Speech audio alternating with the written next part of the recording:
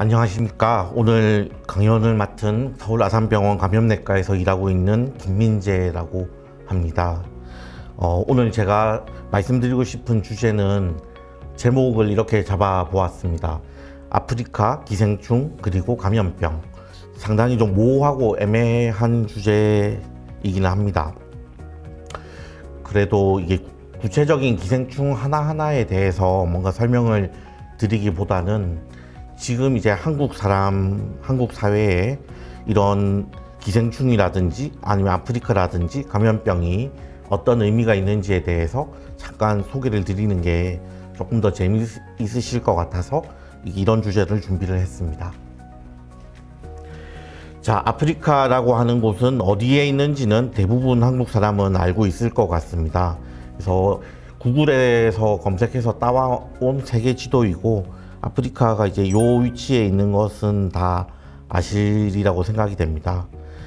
근데 이제 정말 우리가 아프리카에 대해 얼마나 많이 알고 있느냐, 그렇게 이제 물어본다면 사실 제 느낌은 이제 저희 마음속에 있는 아프리카 지도는 요 정도가 아닌가 이렇게 생각이 됩니다. 실제 이 지도 자체는 GDP에 따라서 크기를 조정을 한 상태이고 미국과 유럽, 중국, 일본, 한국도 꽤 크게 표시가 되어 있고 이 아프리카는 매우 작게 그리고 동남아시아는 현상 유지하는 정도로 표시가 되어 있습니다. 그래서 사실 저희가 인지하고 뭔가 대화의 주제로 삼는 아프리카는 우리 마음속에는 이제 요 정도 비중 정도를 차지하고 있는 게 아닌가 하는 개인적인 생각이 듭니다. 그럼 기생충은 어떨까요? 기생충도 이제 언론에 나오는 반응들을 보면 뭐 크게 다르지 않은 것 같습니다. 이제 이 단 한 컷의 만화를 보시면 이제 좀 기생충을 저희가 좀 놀림감으로 삼고 있는 걸 보실 수가 있죠. 이게 사실 그렇게 흔하지가 않고 또 그렇게 중증의 병이 아니기 때문에 이런 일들이 가능한 걸로 생각이 됩니다. 그래서 이 만화에서는 이제 뭔가 임신에 대한 거를 여쭤보는데 실제로는 회충 감염이다 이런 얘기를 하고 있는데 요런 정도의 어떤 느낌으로 한국 사람들이 이제 기생충을 받아들이는 것 같고, 뭐 북한에서 넘어왔던 병사의 몸에서 회충이 많이 나왔다는 게 뉴스화될 정도니까 실제로 한국 사회에서 기생충이라는 건 어떻게 보면 매우 낯선 존재가 되어버린 그런 상황인 것 같습니다. 그래서 아프리카도 그렇고 기생충도 그렇고 너무나 낯선 주제입니다. 이게 대체 우리에게 무슨 의미가 있을까요? 잠깐 한순간의 흥미로 뭐 기생충 박물관도 있지만 이런 잠깐 한순간의 흥미로운 토픽 이외에 과연 어떤 이제 의미가 우리에게 있을까요? 그런 것 때문에 거의 국내 유일한 기생충을 전문으로 한 감염내과 의사로서 기생충이라는 게 저한테 있었던 의미, 그리고 저로 대표되는 어떤 한국 사회에 어떤 의미가 있는지 좀 말씀을 드려볼까 합니다. 저는 사실 뭐 그렇게 엘리트 코스를 나온 의사가 아닙니다. 지방에서 중학교, 고등학교 나왔고 처음에는 이제 물리학과를 다녔었습니다. 그리고 군대도 그냥 사병으로 갔다 왔고요. 그렇게 이제 군대를 갔다 와서 앞으로 할 일들을 정해야 되는데 왜 그랬는지 모르겠지만 2002년도였는데 처음으로 이제 아프리카에 갔었습니다. 해외여행을 가는데, 그러니까 군대 갔다 와서 뭔가 세상에 대해서 조금 더 알아보고 제 인생을 결정하고 싶은 그런 막연한 생각이 조금 더 있었던 것 같고, 또 한 가지 이게 계기 중에 하나는 옛날에는 서울에 있는 이제 대학로에 아프리카 미술 박물관이라는 게 있었고 이 대학로에 몇 번 방문하면서 이 박물관을 갔었는데 이 박물관에 있는 조각들 그리고 뭔가 문에 있는 문양들 이런 것들이 너무 좀 인상이 깊었습니다. 저한테는 뭔가 왠지 말이 안 통하지만 이 사람들을 이해할 수 있을 것 같은 그런 느낌들이 있었죠. 그래서 당시는 다 미국 아니면 유럽에 가는 시기였는데 한 3개월 정도를 이제 아프리카를 가야겠다 이렇게 생각을 하고 다녀왔었고, 그리고 그냥 가는 게 싫었습니다. 관광이라는 게 싫었고, 그래서 준비를 좀 했었습니다. 외대 교수님한테 가서 스왈리어도 배우고 뭐 관련된 책도 좀 읽어보고, 그러니까 무지순진하게 살아왔던 어떤 한국의 대학생이 이제 그냥 막 어쩌다 보니 처음 이제 관심을 가지고 가게 됐었죠. 처음에는 이제 동아프리카를 다녔었고, 이 지역은 이제 아랍권의 어떤 문화를 갖고 있는 지역입니다. 이제 나무라고 하는 섬은 이제 12세기 정도 아랍 건축물과 이런 것들이 아직도 많이 남아 있고, 그런 것들이 관광화된 그런 섬이었고요. 이때도 제가 다녔을 때도 이 섬도 갔었고, 그리고 하필 제가 이 동아프리카 해안에 이슬람 문화권을 여행을 할 때 그 시기가 이제 라마단 기간이었습니다. 그래서 해가 뜰 때부터 질 때까지 이제 문을 안 여니까, 그리고 이렇게 시골 섬에는 식당도 안 많고, 그래서 낮 동안 먹을 수가 없었습니다. 이게 좀 요령을 피우면 미리 좀 이렇게 먹을 걸 준비해 놨어야 되는데 그게 안 됐고, 그리고 빈속에 이제 말라리아 약을 먹으려고 하니까 너무 속이 쓰려서 결국은 의사들이 약을 꼭 먹으라고 했지만 도저히 못 먹겠다라는 자기 변명하에 이제 약을 안 먹었었죠. 근데 이제 저는 이제 그 아프리카라는 이 여행에서 이제 처음 세상을 바라봤었거든요. 근데 너무나 이제 저는 충격적이었습니다. 이게 뭐 제 머릿속에 노예라고 하는 거는 미국의 남북 전쟁 이런 노예였는데, 실제 이제 노예 무역이라는 것은 훨씬 더 복잡하고 다양한 이제 맥락을 갖고 있다는 것을 알게 됐었죠. 여기는 이제 잔지바르라고 하는 동아프리카에 있는 탄자니아에 속해 있는 섬에 있는 곳이고, 여기서 이제 아랍 사람들이 흑인들을 노예로 잡아서 이제 유럽에 팔았던 그런 어떤 그 노예 시장의 어떤 흔적들이 남아 있습니다.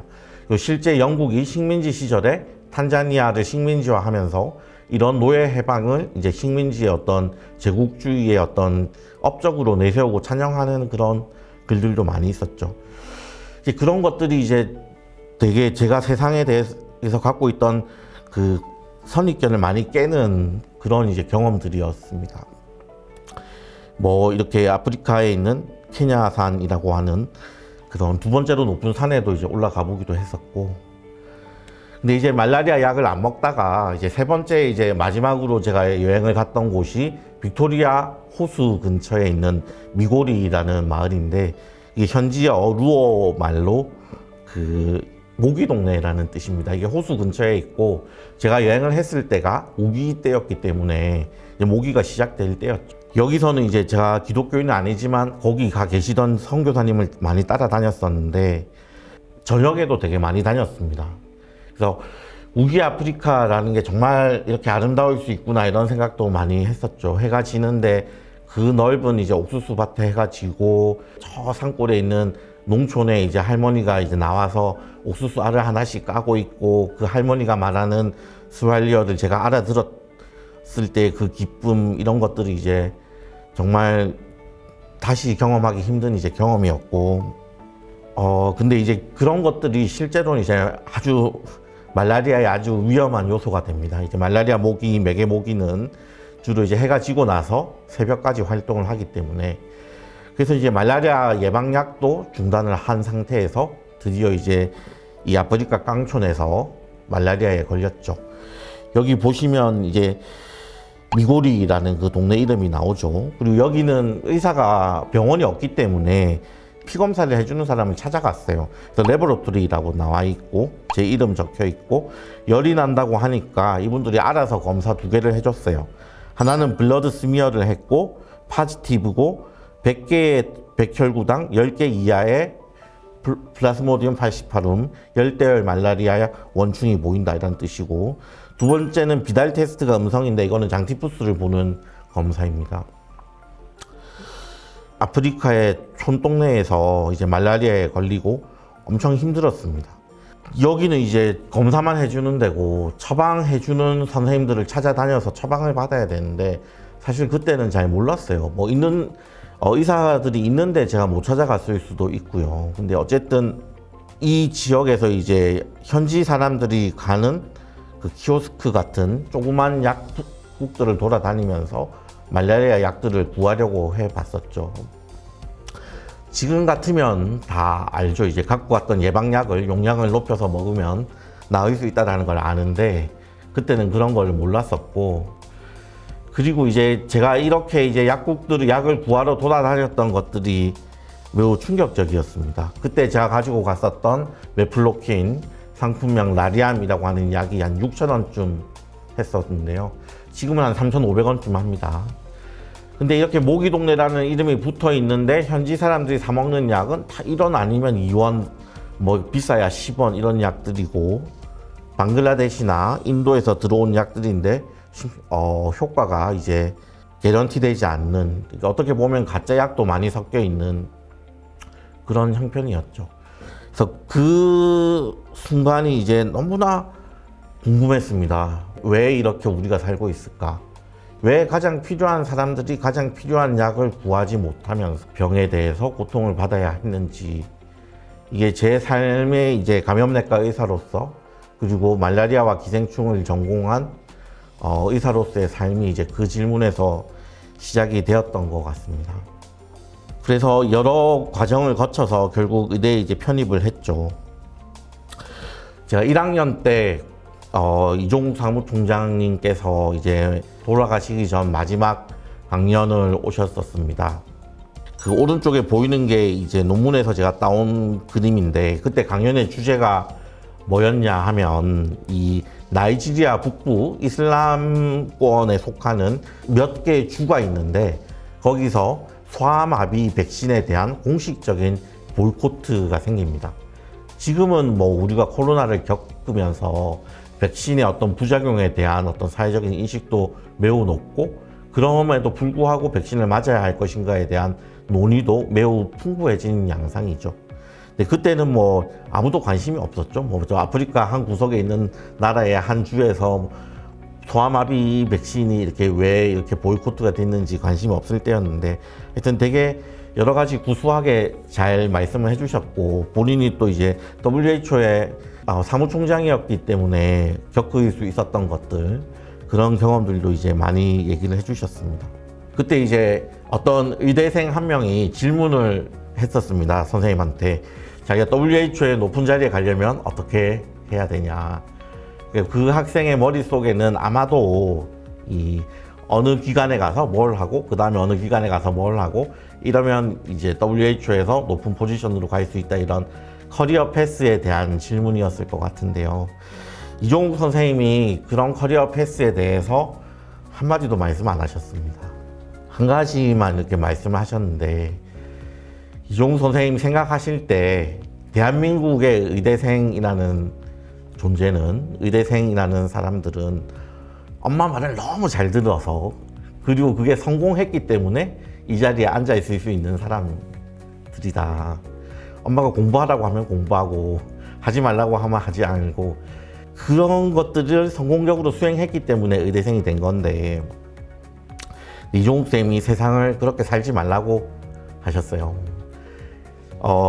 자기 인생을 결정을 해야 되는데, WHO에 가는 것이 좋은지 어떤 건지부터 결정을 해야 되는데, 그래서 엄마가 반대하는 거, 집안에서 반대하는 거, 남들이 볼 때 정말 아무것도 아닌 것처럼 보이는 거, 그걸 먼저 해보라, 이렇게 말씀을 하셨었어요. 아프리카와 기생충 이런 주제도 이제 아마 그럴 거라고 보입니다. 이종욱 선생님이 실제로 이제 서울대 의대를 다니실 때도 동기생들보다 나이가 상당히 많으셨고, 평생 해오셨던 일들이 거의 돌아가실 때쯤이 돼서야 되게 높은 평가를 이렇게 받으셨고, 이제 일반적으로 이제 한국 사회에서 사람들이 하지 않는 일들, 그리고 한국 사회에서 높게 평가하지 않는 일들을 평생 해오셨었기 때문에 아마 그런 말씀을 하셨던 것 같고, 오늘 제가 말씀드리려고 하는 주제도 비슷한 것 같습니다. 지금은 매우 유명해지신 분이시죠. 이태석 신부님 역시 대장암 때문에 안타깝게 돌아가셨고, 제가 의과대학을 다니면서 이태석 신부님 후원회 때문에 신부님도 직접 만나본 적도 있습니다. 사진 보면 아시겠지만 덩치도 되게 크시고, 그리고 남수단에서 계속 사셨던 거 보시면 아시겠지만 에너지도 되게 넘치시고, 그리고 부산 분이시잖아요. 되게 부산 사투리로 이렇게 덩치 크고 그런 분이시거든요. 이게 뭔가 이 아주 진지한 아프리카의 성자 이런 이미지가 아니시고 뭔가 정말 우락부락하시고 약간 그런 에너지 넘치는 분이셨어요. 신부님이 남기신 여러 가지 것들이 있죠. 그 중에 계승하지 못한 것들도 있고 잘 갖고 나가는 것들도 있는 것 같습니다. 근데 제 인생에서 이태석 신부님과의 어떤 경험은 사실 신부님보다는 그때 이제 이식이라는 필명을 쓰는 그 갓 대학에 들어간 다음에 영어를 가르치러 남수단에 이제 자원봉사를 갔던 분이 있으신데요. 그분이 썼던 글들이 너무나 저는 인상 깊었습니다. 제가 의과대학 시절에 뼈 이름 외우고 세균 이름 외우고 약 이름 외우고 이게 어떻게 돌아가는지도 모르고 지루한 시간들을 보내는 동안 그분이 남수단에서 이제 이 아이들을 가르치면서 우정이라는 게 뭔지, 그리고 애들이 말라리아 때문에 죽고 뭐 이러잖아요. 여기보다 훨씬 쉽게 아이들이 죽는 걸 경험하니까 상가 죽음이 뭔지 이런 것들을 이제 어떻게 보면 철학적이라고 할 수 있는 그런 질문들을 이제 그 18, 19살 되시는 분이 하나씩 느껴가는 거였죠. 그래서 그 극단에서 저런 경험을 하면서 이제 저분은 이제 저렇게 인간적으로 성숙하는구나 이런 느낌이 들고, 반면에 이제 나는 뭘 하고 있을까. 신부님이 올려주시는 글들이 되게 의학적인 게 많았죠. 소아의 내수막염을 어떻게 치료해야 되나, 뭐 콜레라 유행이 생겼을 때 어떻게 할 것인가. 근데 제가 의대를 다니고 있지만 그런 질문에 대한 답을 쉽게 못 하겠는 겁니다. 아무리 배워도 못 하겠다라는 생각이 들더라고요. 이제 그런 생각들을 했었죠. 이제 그 경험들을 통해서 우리가 제가 말씀드리고 싶은 것들은, 이게 아프리카와 기생충이라는 게 되게 어려운 주제이기도 한데 결국은 사람이 살아가는 어떤 보편적인 모습을 담고 있기도 합니다. 저는 이제 그렇게 성장을 해왔고요. 3학년 때는 의과대학 교수님들이 이제 저를 데리고 아프리카에 다시 한번 갔었습니다. 그분들이 데리고 가주셨죠. 그래서 저 현미경은 사실 일본이 이렇게 지원해준 현미경이고 전원이 없이도 이제 현미경 검사를 할 수 있는 현미경이었습니다. 가서 뭐 기생충 관련된 검사를 하는 것도 재밌었는데, 그때는 이제 제가 예전에 의과대학 가기 전에 가지 못했던 시골 보건소 이런 데를 가볼 수가 있었는데요. 근데 기생충보다 더 인상 깊었던 게 정말 전기도 없고 수도도 없는 그 아프리카의 정말 작은 시골 마을 보건소에 태양열과 함께 저 오른쪽에 보이는 저런 네모난 거대한 철제 네모난 박스가 있는 겁니다. 그래서 이게 뭔지 물어봤더니 유니세프에서 콜드체인 때문에 배급을 해준 거래요. 너무나 궁금했어요. 저는 이 아프리카 이 시골에 이런 걸 보급할 만큼 백신이라는 게 어떤 의미가 있길래 이런 일을 했을까? 정말 유니세프에서 어떤 목적을 갖고 했을까? 그래서 이제 의과대학 4학년 때 이제 국제 백신 연구소라고 하는 곳에서 이제 인턴을 잠깐 한 달 정도 했었는데요. 지금 생각하면, 지금 제가 한다고 하면 한 3일이면 할 만한 일인데 그때는 한 달 동안 열심히 했었습니다. 근데 여기 나와 있는 데가 이제 수막구균 벨트라고 해서 이제 수막구균성 뇌수막염이 유행하는 곳인데, 저 지역에 이제 새로운 형태의 단백 결합 백신이라고 하는 새로운 형태의 수막구균 백신을 보급하는 거를 짜는 일을 했었죠. 제가 짜는 게 아니고 저는 기초자료 조사를 하고 거기 있는 선생님들이 이제 저런 계획들을 세우는 일이었죠. 그런데 이게 그렇게 단순하지는 않습니다. 코로나 백신은 너무나 이제 선진국 잘 사는 나라 위주의 디스트리뷰션이 되고 말았죠. 근데 저 수막구균 벨트는 보시다시피 좁게 잡으면 아프리카, 넓게 잡으면 중동을 포함하는 아주 경제력이 부족한 나라의 어떤 흔한 병이고, 그 다음에 저 백신이 필요하다고 요청한 아프리카의 보건장관들은 저 백신이 한 도주당 500원 이하로 생산이 되어야 우리가 쓸 수 있다고 요청을 합니다. 그래서 저런 요청을 들고 이제 사람들이 큰 제약회사들을 찾아가는데 500원 이하로 생산해 달라는 요청을 모두 거부하거든요. 근데 그 거부했을 때 절대로 포기하거나 절망하지 않고 그것들을 헤쳐나가요, 사람들이.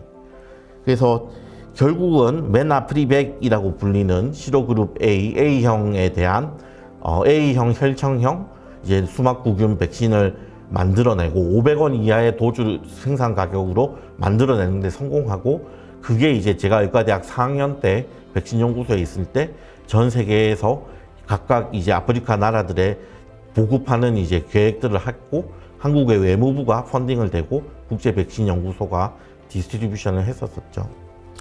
너무나 저는 재밌었습니다. 사람들이 같이 노력해서 이제 가장 못 사는 나라에 있는 질병 퇴치를 위해서 뭔가 극복해 나가고, 그런 과정들이 너무나 멋있었습니다. 그래서 의과대학 4학년 동안 이렇게 제가 경험했던 것들이 사실은 대부분 커리큘럼에는 없는 액티비티들이었고, 그리고 그 액티비티들을 이제 저한테 경험하게 해주었던 것들은 그 당시에 이제 있었던 여러 선생님들의 호의도 있었고 개인적인 희생도 있었었죠. 그래서 저는 이제 제가 넓게 보면 한국 사회에 그런 빛이 있다고 이제 생각은 하고 있습니다. 제가 갚아야 될 빚이죠, 한국 사회에. 하여튼 이런 포지티브 피드백들이 계속되면서 결국은 저는 감염을 계속 하게 됐었죠. 그리고 말라리아와 기생충 백신에 대해서도 계속 공부를 하게 됐었죠. 그래서 인턴 레지던트를 할 때는 사실 뭐 환자 보느라고 아무것도 못했습니다.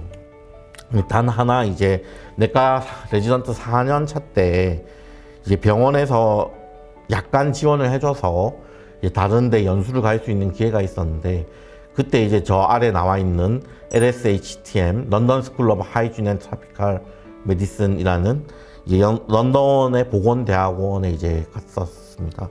저기는 이제 식민지 시절부터 뭔가 이제 식민지 시절에 영국에서 이제 식민지 관리들이나 군인들을 식민지, 열대 식민지에 보내니까 자꾸 풍토병으로 죽잖아요.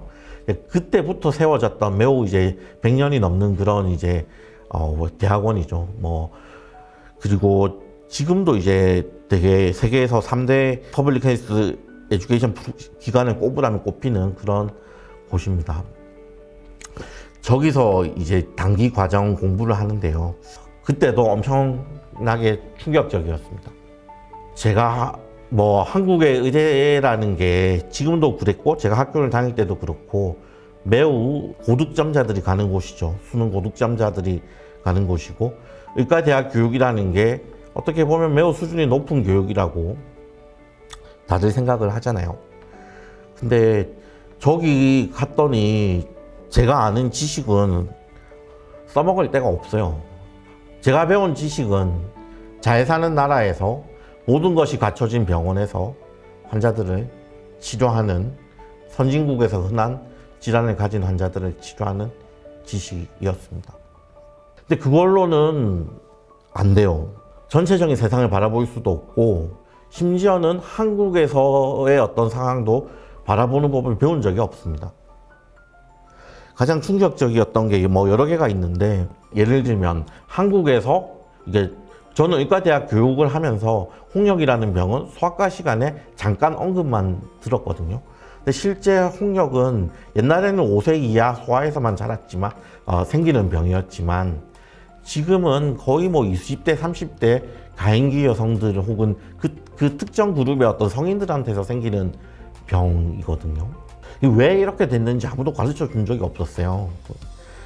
근데 그런 것들을 이제 바라보려면 훨씬 다른 관점에서 공부하는 게 필요했고, 그 관점이라는 게 훨씬 넓은 세상에서의 어떤 병을 바라보는 거, 아프리카에서 홍역이 어떻게 생기는지 그런 거일 수도 있고, 기생충은 그러면 어떻게 되는지 좀 다른 어떤 관점이 필요했었던 것 같습니다. 그래서 어쨌든 병원에서 감염내과 레지던트와 감염내과 전임의를 마치고는 이제 기생충학 박사를 갔었죠. 그러면서 이제 여러 번 아프리카에 이제 가서 여러 가지 일을 할 기회가 있었습니다. 근데 이게 아프리카에 가서 뭔가 계속 있으면서 할 수 했던 일은 별로 없고요. 이건 대부분 단기간 가서 했던 일이기는 합니다. 이게 뭔가 말라리아 진단 키트를 개발하는 이제 스타트업과 같이 가서 뭔가 이제 보는 일도 있었고요. 여기는 우간다인데 코이카의 그 질병대치기금으로 이제 뭔가 이제 주열흡충이라는 기생충 관리 사업을 월드비전에서 할 때 사전 조사를 갔던 그런 이제 모습이고요. 뭐 여기는 이제 역시 마찬가지로 빅토리아 호수 안에 있는 주열흡충 퇴치 사업에 갔었던 경험입니다. 거의 이제 저 해 뜨는 사진을 보여주면 아무도 아프리카라고 생각하지 않으시던데 이런 되게 멋있는 장면도 있고, 그리고 이제 주열흡충의 매개체가 달팽이이기 때문에 달팽이를 잡는 그런 사진도 있습니다. 그래서 저는 말라리아에 걸리고 나서 이제 의과대학을 갔고, 의과대학을 다니면서 무수히 많은 선생님들께서 저에게 시켜주었던 경험들이 제가 기생충과 감염학을 공부하는데 크게 자극이 되었었고, 그리고 실제 수련과 박사 과정을 다 마친 이후에도 이제 이 끈을 놓지 않고 어쨌든 살고는 있습니다. 이런 것들이 당연히 마이너하죠, 한국 사회에서. 지금 뭐 코로나가 문제인데 기생충이 무슨 의미가 있냐, 뭐 그렇게 생각할 수 있습니다. 뭐 앞으로도 바뀌지 않을 거라고 생각합니다. 기생충이 큰 한국 사회의 어떤 큰 중요한 질환으로 대두하는 일은 사실 없을 것 같아요, 제 생각에도. 근데 그럼에도 불구하고 그러면 우리가 기생충에 관심을 가져보면 어떻게 되냐. 첫 번째 제가 말씀드리고 싶은 거는, 이제 특히 젊은 학생 선생님들께 말씀드리고 싶은 거는, 한국에는 뭐 사실 분위기가 뭐 이게 별로 관심 없는 사람 대부분 관심이 없죠. 예. 그러면 글로벌하게는 다릅니다. 글로벌하게는 여기서 보여드리고 있는 사진은 이제 사람들이 다 눈이 먼 거예요, 제일 앞에 있는 사람 빼고는. 이제 회사원 사상충 온코솔카 벌볼루스라고 하는 이제 기생충이 블랙플라이에 물리게 되면 이 사람의 피부 조직 아니면 이제 드러난 조직에 이제 기생충이 살면서 염증 반응을 유도하는데, 하필 눈에 들어가게 되면 장기간의 반복된 감염으로 인해서 눈이 멀게 됩니다. 그래서 어린 애 때부터 점점점 반복적인 감염이 생기면 성인 때 눈이 멀게 되고, 그래서 제일 앞에 있는 사람이 이제 이 눈 먼 사람들을 같이 인도해서 이제 다니게 되는 거죠. 근데 이 약도 없던 시절에, 저 기생충을 치료할 약도 없던 시절에 이 질병을 퇴치해보자라는 이런 무식한 용감한 시도를 했던 사람들이 있습니다. 어떻게 퇴치하냐? 블랙플라이라고 하는 매개체에 물려서 생기니까 매개체를 죽이는 약을 쓰자. 저기 온코라고 되어 있는 게 이제 온코설카라는 그 회산사상충을 말하는 거고, 이제 물에 사는 곤충이기 때문에 살충제를 그냥 물에다 뿌리는 거예요. 단순 무식하죠. 지금 생각해보면 저게 환경에 과연 어떤 영향을 평가를 받을 거냐, 뭐 온갖 일들이 있을 수 있는데, 하여튼 저 일들을 시작을 합니다, 누군가. 그 시작을 하고 나니까 이제 처음에는 요만큼 했었는데, 여기 안에는 이제 다 없어지는 거죠. 없어지는데 저 곤충 블랙플라이들이 딴 데서 계속 날아와서 옆에 있는 지역에서 이렇게 날아와서 자꾸 이제 감염이 유지가 되니까 살충제 뿌리는 지역이 확대가 되는 겁니다. 그리고 그 도중에 기생충을 갖고 있는 사람에 대한 치료제가 개발되니까 그 약을 디스트리뷰션 하는 사업도 같이 콤바인 되게 됩니다. 제네바에 있는 WHO 헤드쿼터 앞에 가면 이 동상이 있습니다. 현재까지 인류가 수행했던 퍼블릭 헬스 인터벤션 중에 가장 성공적이었던 프로그램 중에 하나라고 우리가 평가하고 있습니다. 근데 그런 것들이 그렇게 뭔가 고도의 복잡하고 아주 잘 짜여진 그런 것도 있는데 이렇게 그냥 끝없는 노력과 개선만으로도 이루어지기도 합니다. 지금은 이제 이 동상이 한 개 더 있습니다. 얼마 전에 제가 갔을 때도 하나가 더 있었는데 백신을 맞는 동상이 하나 더 있습니다. 그래서 헤드쿼터 앞에 가면 그렇게 동상이 딱 2개 있습니다. 그래서 제가 드리고 싶은 말씀은 실제로 이 일을 하는데 인볼브 했던 사람들은 인터내셔널하게 얼마나 많았겠습니까? 그리고 그 리딩 그룹에 있었던 사람들도 엄청나게 많았을 텐데, 그래서 이게 국내에 이렇게 뭔가 잘 모르는 병 혹은 잘 모르는 지역에 있는 미생물에 대해서 사람들이 아무도 모른다고 해도 인터내셔널하게는 훨씬 어텐션을 받는 경우가 있기 때문에 국내의 어떤 그 상황 가지고 포기하실 필요가 없다, 이런 말씀을 드리고 싶습니다. 두 번째는 모든 질환이 그렇지만 특히 기생충은 생태적이고 사회 현상을 반영합니다. 근데 감염병이 사회상을 반영한다는 건 뭐 코로나 때문에 누구나 다 알게 됐죠. 그래서 사회적 거리 두기에 따라서 발생률이 엄청나게 차이 난다라는 것도 알게 됐는데, 근데 기생충은 더 합니다.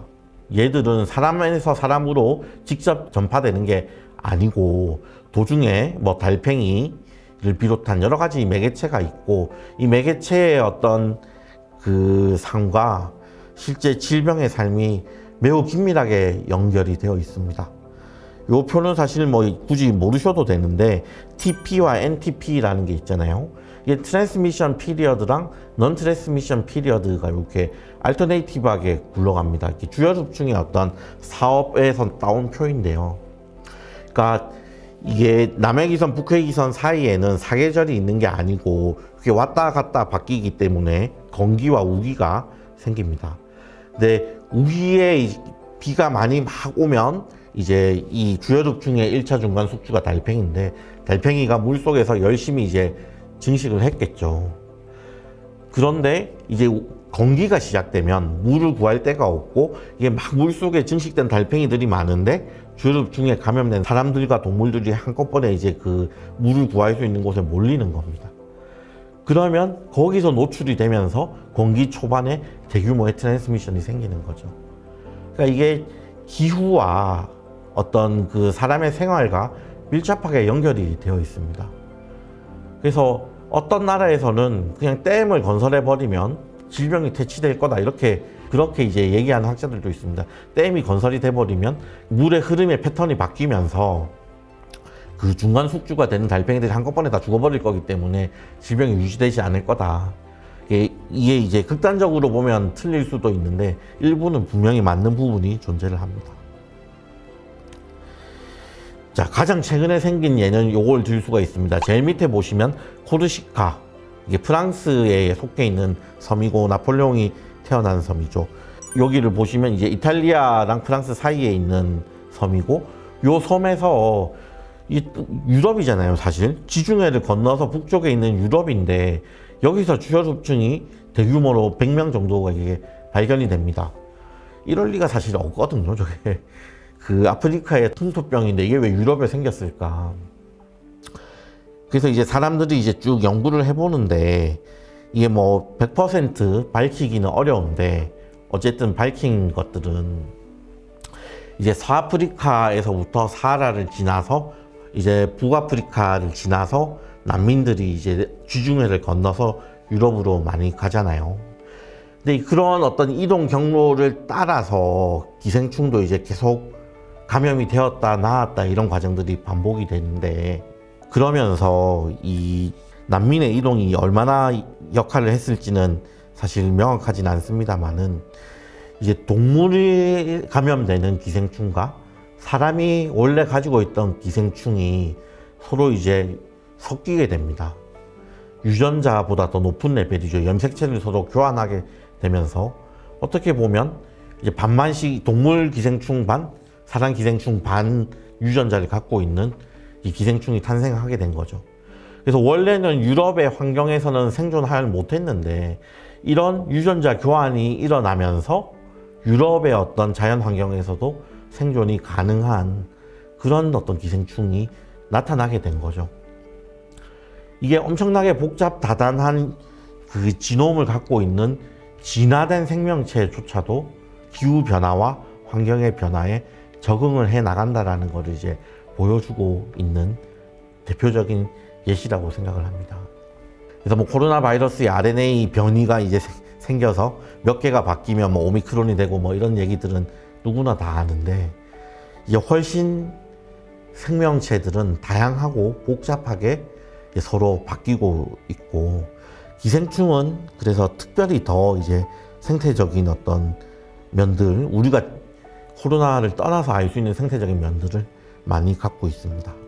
그래서 이게 마지막 슬라이드인데요. 이 아프리카 기생충 그리고 감염병 이렇게 주제를 잡아왔지만, 이게 뭔가 국내의 어떤 이슈들보다는 전 세계적인 이슈에 관심이 많고 뭔가 인터내셔널하게 일을 해보고 싶다, 이런 분들이라든지, 아니면 필드 혹은 현장에서 일하는 게 나는 마음이 편하다, 이런 분들이라든지, 아니면 휴머니테리언 오거나이제이션에서 일을 해보고 싶다, 이런 분들은 조금 더 이렇게 한번 공부를 해봄직한 분야라고 이제 말씀을 드릴 수가 있을 것 같습니다.